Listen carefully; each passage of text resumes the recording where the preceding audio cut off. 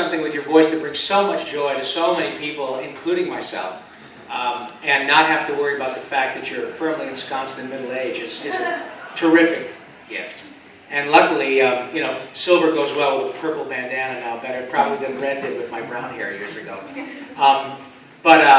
So yeah, it was an incredible ride, and to get another bite of the turtle apple is truly amazing. Most actors don't get, I mean, this is crazy. It really is. And so I give an enormous amount of thanks and credit to the folks at Nickelodeon and Viacom for, you know, for giving me this gift. I shouldn't say gift, I auditioned for it. But I'm truly grateful. And I'll tell you quickly, I may be answering a question in advance. I've gotten a lot of emails and texts and tweets and stuff about, you know, how come you didn't do Raphael? Well, I'm flattered that people would think that I could just call up the studio and say, hey, I heard you're doing a new version of Turtles. I'll do Raphael, you know. It doesn't work that way. I'm good at my work and I've been around, but I'm not a celebrity. The characters are celebrities and I'm part of that. So I was very fortunate that Nickelodeon called to say, hey, we'd love to have you read for Turtles. But I have to tell you, when my agent called me and said, you know, they want you to come read, I was already working on a lot of other stuff there. I do Fairly Odd Parents and Jimmy Neutron and Carl. Well, who knew that Carl was just an average guy with white hair who likes llamas? It's really cool because, you know what, chicks dig me. Unfortunately, they're baby chickens. And I get a lot of numbers, so... Anyway, so I did a lot of work at Nickelodeon and knew that Viacom had bought the franchise, and my agent called and said they wanted to read for it. And I said, well, do they know who I am? Not out of arrogance, but because, as most of you know, there have been several iterations of Ninja Turtles that had nothing to do with Cam and Barry and Townsend and me. And that's okay. Producers buy the rights and they can do whatever they want. And hey man, I'm a capitalist, I know how it works and it's up to them. But in this case, I said, look, so just, you know, if you remind them that I was Raphael in the first batch, and I just don't want to get in there and have them say, oh, well, let's throw the old guy a bone, he's here, oh, that's right, we forgot. Well, no, they said, no, we know exactly who you are, because, of course, the producers are now, you know, your age. They're guys who grew up watching the show.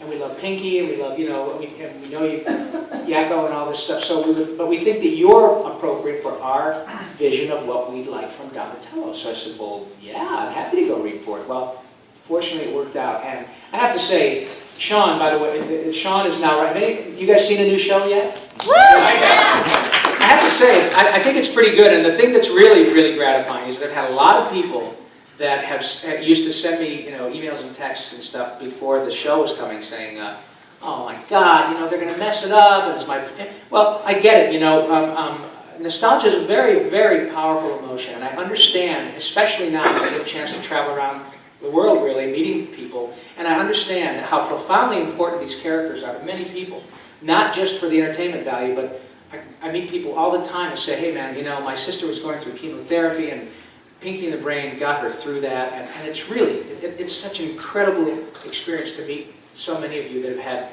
had profoundly impactful stories about some of the characters that I have done.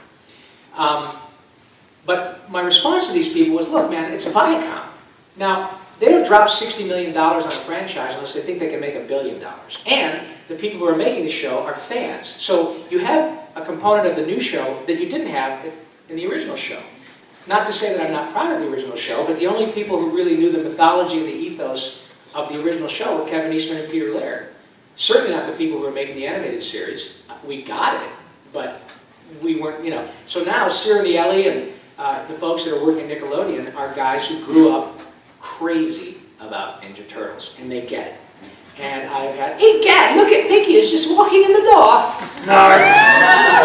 I was told at the convention I have someone who could do a good impression of me. Yeah, well, I kind of heard the same thing. That's pretty good. I want you dead. No.